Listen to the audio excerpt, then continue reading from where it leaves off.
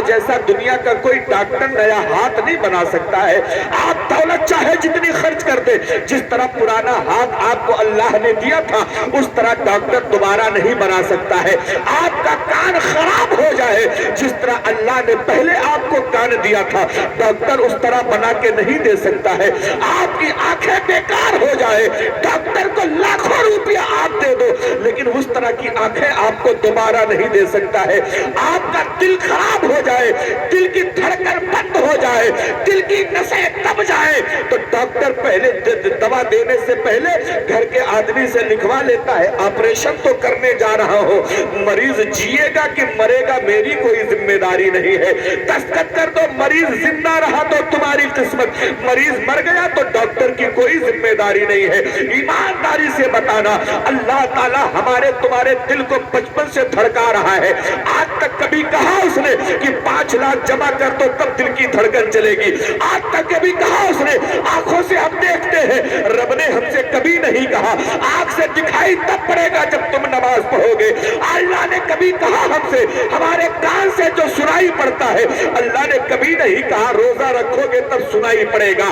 اللہ کی ہم نافرمانی کرتے ہیں, صبح فجر سے لے کے عشاء تک ایک وقت کی نماز بھی ہم نے نہیں پڑھی, لیکن اللہ ہمیں صبح چائے بھی پلاتا ہے, اللہ ہمیں دوپہر کا کھانا بھی کھلاتا ہے, اللہ ہمیں شام کی روٹی بھی کھلاتا ہے. کبھی اللہ نے کہا ہم سے کہ تو نے نماز نہیں پڑھی ہے شام کی روٹی نہیں ملے گی, تو نے روزہ نہیں رکھا ہے دوپہر کا کھانا نہیں ملے گا؟ کیوں؟ وہ بندو اللہ ہے, اپنے بندوں پہ بہت مہربان ہے, اپنے بندوں پہ بہت رحیم ہے, تبھی تو اس کو رحمان اور رحیم کہا جاتا ہے. نعرہ تکبیر, نعرہ رسالت, مسلک اعلی حضرت فیضان تاج الشریعہ, حق خطابت, نعرہ تکبیر, نعرہ رسالت. ابھی کچھ دن پہلے کورونا آیا تھا, یاد ہے آپ لوگوں کو؟ کس کو نہیں یاد ہے بھائی؟ وہ تو سب جانتا ہے. جو لوگ کہتے تھے نا کہ یار خرچہ اتنا بڑھ گیا ہے کہ سنبھل نہیں رہا ہے, وہ بھی 100 روپیہ اگر جیب میں رکھتے تھے تو کئی دن بچا کے رکھتے تھے کہ کورونا چل رہا ہے. سارے لوگوں کی ہیکڑی نکل گئی تھی, بڑے بڑے امیر زادے لوگ اپنی اوقات پہ آ گئے تھے. سمجھے اسی کورونا میں ایک کام ہو رہا تھا, سلنڈر. سانسیں ہماری آدمی چل رہی ہے نا, جس کو سانسوں کی دقت ہوتی تھی سلنڈر خریدنے جاتا تھا. سلنڈر کتنے کا مل رہا تھا پتہ ہے؟ 25,000 کا. 25,000 کا ایک سلنڈر مل رہا تھا, اور وہ بھی 2 4 5 گھنٹہ 6 گھنٹہ چلتا تھا, ختم. یعنی ہم کو 24 گھنٹہ سانس چلانے کے لیے 3 سلنڈر لگتے تھے. 3 سلنڈر میں ہماری 24 گھنٹے کی سانسیں چلتی تھی. تو 75,000 روپیہ ہو گیا ایک دن کا. دن رات کا 75,000. بتاؤ ذرا رگو پروا میں ہے کوئی اتنا مالدار کہ 6 مہینہ پیسے سے خرید کے سانسیں چلا لیتا؟ ہے کوئی اتنا امیر آدمی؟ 2 4 10 بیگھہ 20 بیگھے کے جو مالک ہو نا, سال بھر جاتے جاتے بک جائے گی, کٹورا لے کے روڈ پہ آ جاؤ گے. اگر سانسوں کو خریدنا ہو, اگر سانسوں کو سلنڈر کے ذریعہ چلانا ہو. لیکن ایمانداری سے بتانا, جب سے پیدا ہوئے ہو 40 سال 50 سال 20 سال 30 سال 60 سال کے ہو گئے, ہماری سانسیں چل رہی ہیں. رب نے کوئی پیسہ مانگا ہم سے؟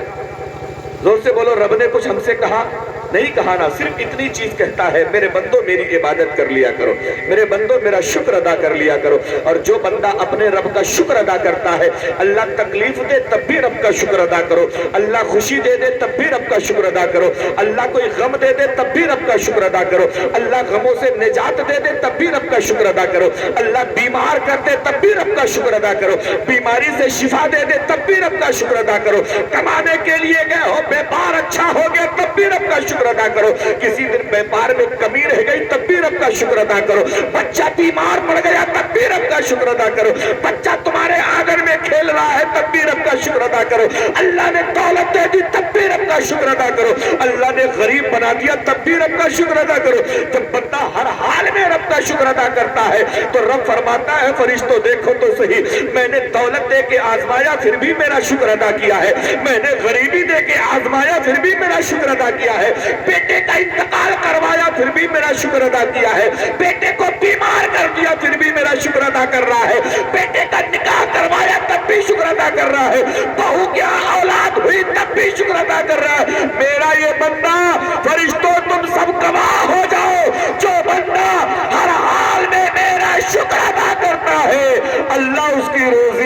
برکت عطا فرما دیتا ہے، اللہ اس کی روزی میں برکت عطا فرما دیتا ہے۔ ماشاءاللہ کیا بات ہے۔ لیکن ایمانداری سے بتاؤ رکھو پروا والے میرے بھائیوں، کیا ہم شکر ادا کرتے ہیں؟ نہیں ادا کرتے۔ اور شکر ادا کئی طرح سے ہوتا ہے۔ ایک تو زبانی شکر ہے، اللہ نے ہم کو بیماری سے شفا دے دیا تو ہم نے زبانی شکر ادا کر دیا، اللہ تیرا کرم ہے، تیرا احسان ہے۔ اور ایک ہے کہ ہم اس کے لیے کچھ عبادت کریں، اس کا شکر ادا کریں، جس کو شکرانے کی نماز کہتے ہیں۔ دولہا جاتا ہے نا مسجد میں پڑھنے، دولہا اٹھا صبح فجر نہیں پڑھا، ظہر نہیں پڑھا، لیکن شکرانہ پڑھنے پہلے جا رہا ہے، سمجھ رہے ہیں آپ؟ تو شکرانے کی نماز ایک ہوتا ہے کہ شکر ادا کرنے کے لیے غریبوں کو صدقہ دے دیا جاتا ہے، وہ بھی رب کا شکر ادا کرنا ہے۔ اور اللہ قرآن پاک میں فرماتا انما الصدقات یذہبن السیئات، بے شک صدقے یہ بلاؤں کو کھا جاتے ہیں، صدقوں سے بلائیں ٹل جاتی ہیں۔ جو بندہ غریبوں پہ صدقہ کرتا رہتا ہے اللہ اس کے گھروں سے بلاؤں کو دور کرتا رہتا ہے۔ شکر ادا کرنے کا ایک طریقہ یہ، ابھی آپ لوگوں نے گیہوں کاٹا، جس کو اللہ نے کھیت والا بنایا اس نے اپنی فصل میں گیہوں کاٹا، مکئی کاٹا، جو بھی آپ کاٹا، اب آپ کو یہ چاہیے تھا کہ اس کو تول ڈالتے، تولنے کے بعد جو عشرہ نکلتا تھا اس کو کسی غریب کو، میں یہ نہیں کہتا کہ سب اٹھا کے مدرسے میں دے دو یار، تمہارا کوئی بھائی غریب ہے اس کو دے دو، تمہاری کوئی بہن غریب ہے اس کو دے دو، تمہارا کوئی ماموں غریب ہے اس کو دے دو، تمہارا کوئی ناتے دار رشتہ دار غریب ہے اس کو دے دو، تمہارا کوئی پڑوسی غریب ہے اس کو دے دو، عشرہ نکال دو۔ یہ ضروری نہیں کہ تم سب مدرسے میں دے دو، لیکن مدرسوں میں دینا اس لیے بھی ضروری ہو گیا ہے نا، انہی مدرسوں سے مصطفیٰ کا دین چل رہا ہے، انہی مدرسوں سے مصطفیٰ کی شریعت چل رہی ہے، انہی مدرسوں سے نبی کا دین باقی ہے۔ ایمانداری سے کہتا ہوں رکھو قربا والو، میری ایک بات نوٹ کر کے رکھ لو، تم کہتے ہو نا کہ مولوی اپنا گھر بناتے ہیں، مولوی اپنے گھروں کے لیے کھاتے ہیں،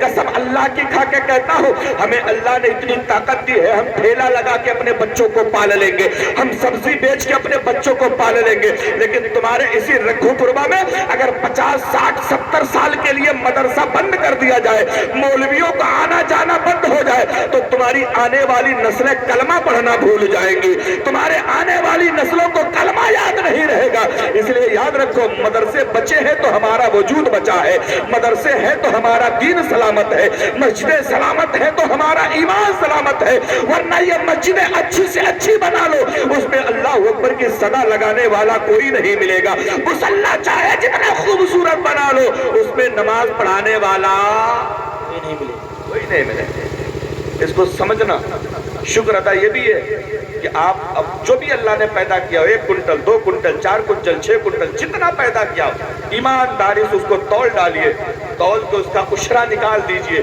دے دیجئے غریبوں کو۔ اگر آپ نے عشرہ نہیں نکالا تو آپ پورا سال وہ حرام کی روٹی کھاؤ گے، اس لیے کہ جس غلے کا عشرہ نہیں نکالا جاتا وہ غلہ حرام رہتا۔ اب مرضی آپ کی، آپ حرام کھاؤ گے حلال، ہمارا کام تھا آپ کو دین کی باتیں بتا دینا، آپ کا ہاتھ پکڑ کے کام کروانا ہماری ذمہ داری نہیں ہے۔ اب آؤ تھوڑا سا توجہ کرو، بات چلی ہے نعمت کی، اللہ کی نعمت ہے، اللہ کی نعمت کون سی نعمت ہے؟ دنیا میں اگر کوئی سب سے بڑی اللہ کی نعمت ہے تو وہ کون ہے پتا ہے؟ ہمارے تمہارے مصطفیٰ ہیں، ہمارے تمہارے نبی ہیں، جو اللہ کی سب سے بڑی نعمت ہے۔ نبی نہ آتے تو انسانیت ہمیں نہ ملتی، نبی نہ آتے تو قرآن نہیں ملتا، نبی نہ آتے تو نماز نہیں ملتی، نبی نہ آتے تو روزہ نہیں ملتا، نبی نہ آتے تو حج نہیں ملتا، نبی نہ آتے تو ماں باپ کا مرتبہ پتہ نہیں چلتا، نبی نہیں آتے تو اللہ کی پہچان ہمیں نہیں ملتی، نبی نہیں آتے تو اللہ کی کتاب کا پڑھنے کا ہمیں طریقہ نہیں آتا ہے۔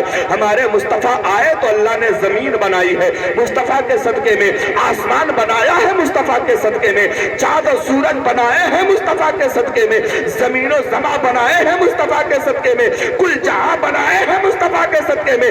تبھی تو بریلی کے اعلیٰ حضرت کہتے ہیں یا رسول اللہ، ہم سنیوں کا عقیدہ یہ ہے زمین و زماں تمہارے لیے، مکین و مکہ تمہارے لیے، چنین و چنا تمہارے لیے، بدن میں ہے جہاں تمہارے لیے، یا رسول اللہ تہن میں زباں تمہارے لیے، ہم آئے یہاں تمہارے لیے، اٹھے بھی وہاں۔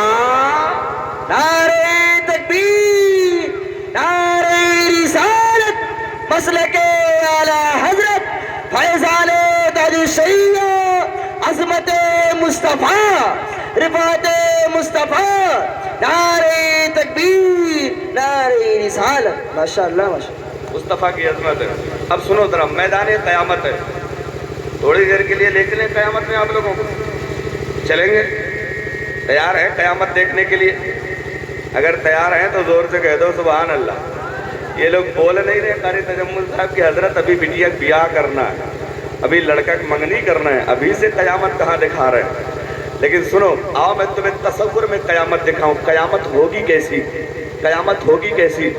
جب دنیا میں کوئی بھی بندہ، جب دنیا میں کوئی ایک آدمی بھی کلمہ پڑھنے والا نہیں رہے گا، اس وقت قیامت آئے گی. دنیا میں صرف کافر ہوں گے. مسلمانوں کو اللہ دنیا سے اٹھا لے گا، تب قیامت آئے گی. قیامت آنے سے پہلے کچھ بڑی بڑی نشانیاں ظاہر ہوں گی. بڑی بڑی نشانیوں میں ایک یہ ہے کہ سورج پورب کے بجائے پچھم سے نکلے گا. یہ قیامت کی نشانی ہے.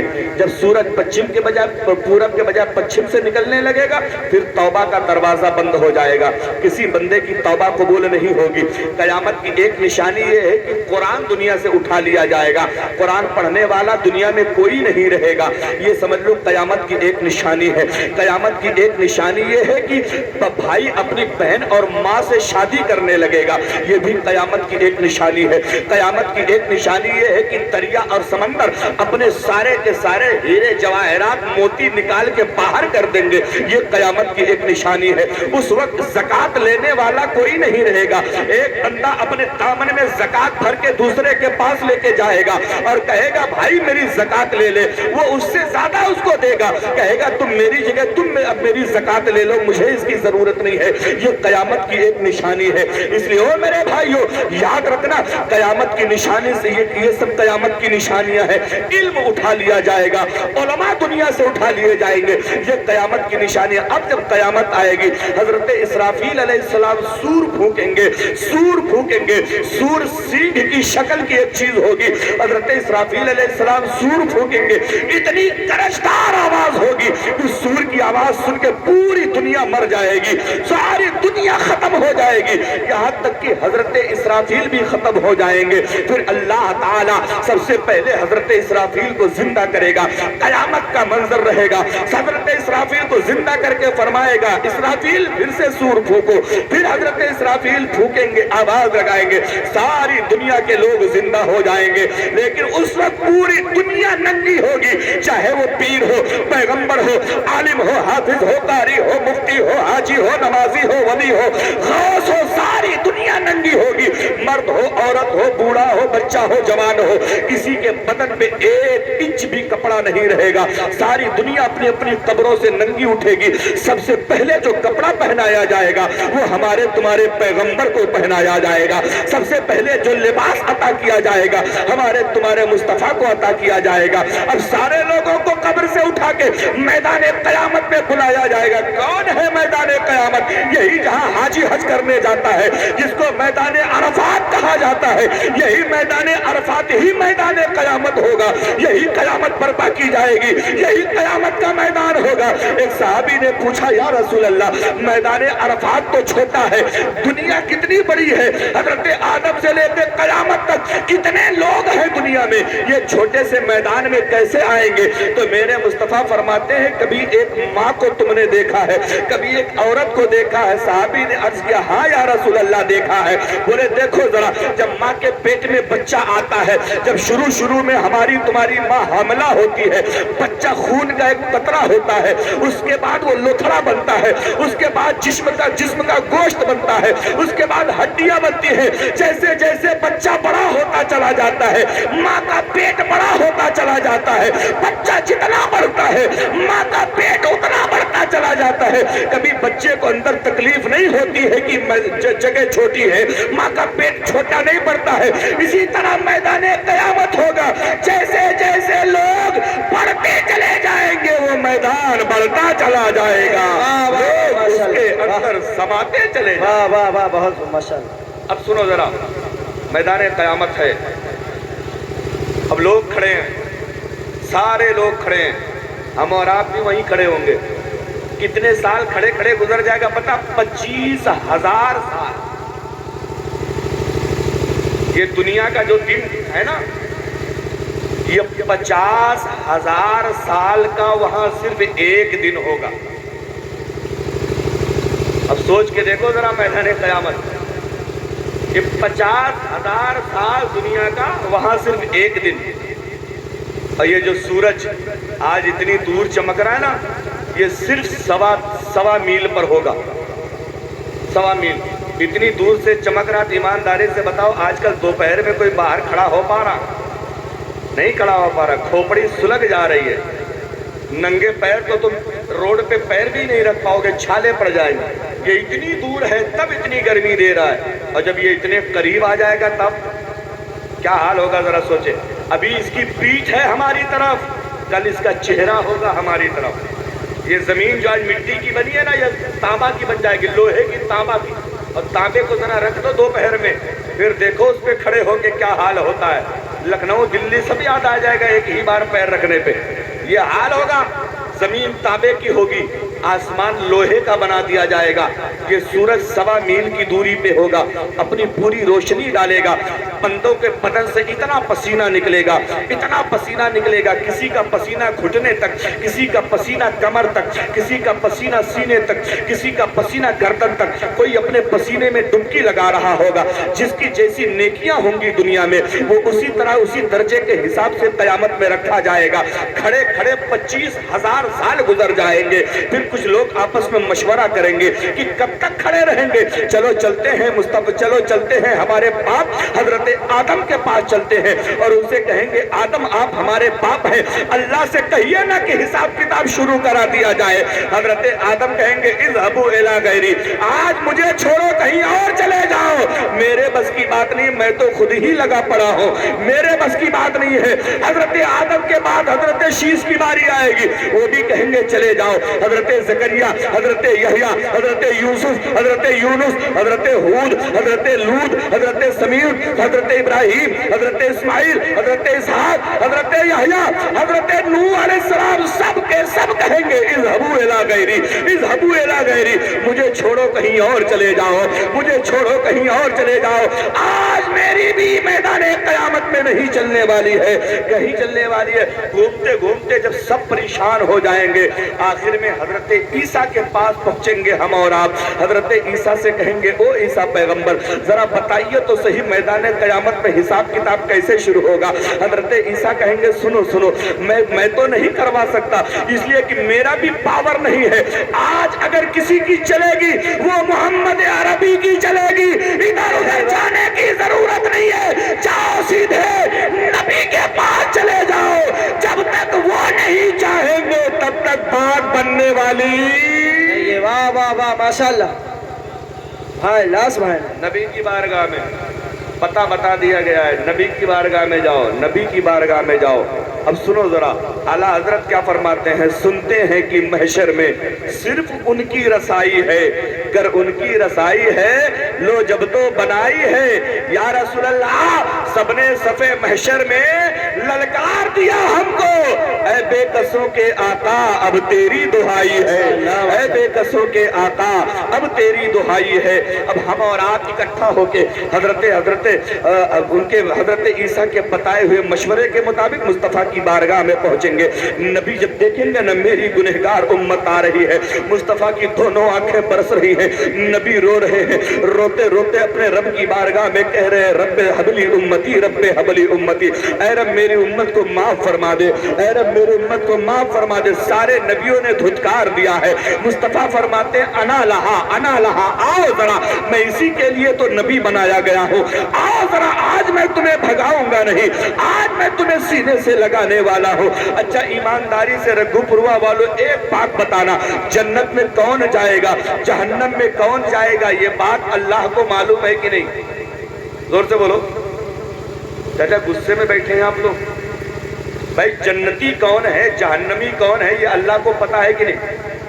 اللہ کو بالکل پتا ہے. ہم لوگ یہاں اتنے بیٹھے ہیں، کون کب مرے گا کب نہیں مرے گا اللہ کو پتا. کل کون سا بچہ دنیا میں پیدا ہوگا نہیں ہوگا اللہ کو پتا. تو جب جنتی کون ہے جہنمی کون ہے اللہ کو پتا تھا، تو پھر قبر سے اٹھا کے وہاں بھیڑ لگانے کی ضرورت کیا تھی؟ قبر سے اٹھاتا جنتیوں کو جنت میں بھیج دیتا، جہنمیوں کو جہنم میں بھیج دیتا، جھنجھٹ ختم، کیا ضرورت تھی؟ لیکن سن لو، نبی کی میلاد میں آئے ہو نا، اپنے مصطفیٰ کا احسان مانو اور نبی کی میلاد ہوا کرے تو ضرور چلے جایا کرو۔ اس لیے اللہ کی قسم ایرے غیروں کی محفل میں جانے سے کوئی فائدہ نہیں ہے، مصطفیٰ کی محفل میں آنے سے نیکیوں کی بھرمار ہو جاتی ہے، ثواب کا انبار لگ جاتا ہے۔ اس لیے مصطفیٰ کی میلاد میں ضرور جایا کرو، اور جایا کرو تو جایا کرو، سکون کے ساتھ بیٹھا کرو، مصطفیٰ کی میلاد سنا کرو، بات اچھی لگے تو بھی سبحان اللہ کہا کرو، نہیں سمجھ میں آئے تو بھی سبحان اللہ کہا کرو، کم سے کم آپ کو سبحان اللہ کہنے کا ثواب تو اللہ ضرور عطا فرما دے گا، ضرور عطا فرما دے گا۔ اب ذرا توجہ کرنا، اللہ کو پتا ہے کون جنتی ہے، اللہ کو پتا ہے کون جہنمی ہے، لیکن پھر بھی سب کو اٹھایا ہے، اٹھا کے وہاں میدان قیامت میں جمع کر رہا ہے، کسی کو جنت میں نہیں بھیج رہا ہے، کسی کو جہنم میں نہیں بھیج رہا ہے، سب کو میدان قیامت میں جمع کر رہا ہے۔ کیوں جمع کر رہا ہے؟ تاکہ وہ لوگ جو دنیا میں کہتے تھے نبی مر کر مٹی میں مل گئے ہیں، آج وہ نبی کا مرتبہ دیکھ لے۔ جو لوگ کہتے تھے نبی پہ سلام مت پڑھو، آج وہ نبی کی شان دیکھ لے۔ جو لوگ کہتے ہیں نبی کے مزار پہ مت جاؤ، آج وہ نبی کی شان دیکھ لے۔ جو لوگ کہتے تھے نبی ہمارے بڑے بھائی ہیں، آج وہ نبی کا مرتبہ دیکھ لے۔ دنیا کے سارے لوگ ایک طرف ہوں گے، میرا نبی ایک طرف ہوگا۔ اعلیٰ حضرت فرماتے ہیں فقط اتنا سبب ہے انعقاد بزم محشر کا کہ تیری شان محبوبی دکھائی جانے والی ہے، کہ تیری تکبیر، نعرہ رسالت، مسلک اعلیٰ حضرت فیضان دعوی شریعہ، عظمت مصطفیٰ، شان مصطفیٰ، رفعت مصطفیٰ، نعرہ تکبیر، نعرہ رسالت۔ ماشاءاللہ ماشاءاللہ۔ اعلیٰ حضرت فرماتے ہیں فقط اتنا سبب ہے انعقاد بزم محشر کا، یعنی محشر کو منعقد کرنے کا صرف ایک مقصد ہے، یا رسول اللہ تیری شان محبوبی دکھائی جانے والی ہے، آپ کا پاور وہاں دکھایا جائے گا۔ کہاں چلے جائیں گے یہ دیوبندی خیال کے لوگ؟ کہاں جائیں گے وہابی خیال کے لوگ؟ کہاں جائیں گے اہل حدیث خیال کے لوگ جو نبی کی گستاخی کرتے ہیں؟ میرے بھائی اللہ کی قسم کھا کے کہتا ہوں، سب کچھ بن جانا لیکن مصطفیٰ کا گستاخ کبھی مت بننا۔ سب کچھ کر لینا، نبی کی گستاخی کبھی مت کرنا۔ آپ گناہ کرو گے تو صرف گنہگار رہو گے، مصطفیٰ کی گستاخی کرو گے تو ایمان بھی چلا جائے گا، گناہ بھی رہے گا۔ اس لیے کبھی مصطفیٰ کی گستاخی کرنے کی جرأت مت کرنا۔ اب اگر کوئی کہتا ہے کہ نبی ایسے تھے ویسے تھے، ان سے کہہ دے بھیا تیرے نبی تجھے مبارک ہوں، ہم تو اعلیٰ حضرت والے ہیں جن کی نبی کی شان یہ ہے سب سے اعلیٰ وہ اولا ہمارا نبی، سب سے اعلیٰ وہ والا ہمارا نبی، اپنے مولا کا پیارا ہمارا نبی، دونوں عالم کا دولہا ہمارا نبی۔ ہمیں کون دیتا ہے؟ دینے کو منہ چاہیے، دینے والا ہے سچا ہمارا نبی۔ غمزدوں کو رضا مزدہ دیجئے کی ہے بے کسوں کا سہارا۔ ہم تو اس نبی کو ماننے والے نا جو اشارہ کر دے تو سورج لوٹ آئے، جو اشارہ کر دے تو چاند ٹکڑے ہو جائے، جو اشارہ کر دے تو مٹھی میں کنکر کلمہ پڑھنے لگے، جو اشارہ کر دے تو انگلیوں کے بیچ سے پانی کا چشمہ نکل جائے۔ ہم تو اس نبی کے ماننے والے لوگ ہیں۔ اب آؤ ذرا میدان قیامت ہے، سارے لوگ مصطفیٰ کی بارگاہ میں ہیں، ہم اور آپ بھی نبی کی بارگاہ میں ہوں گے۔ اب مصطفیٰ جان رحمت فرمائیں گے بولو کیا چاہتے ہو؟